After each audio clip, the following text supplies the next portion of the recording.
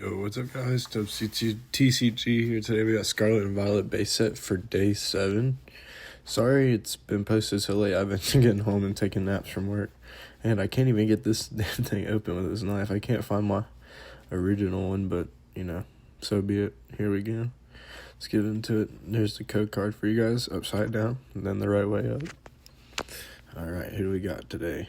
Amalia, Pomo, Tedskal, Rotom, Miriam, Lucario, Rock Chestplate, Energy Reversal Reverse Hollow, Ocaloin Reverse Hollow, and an Indeed Hollow.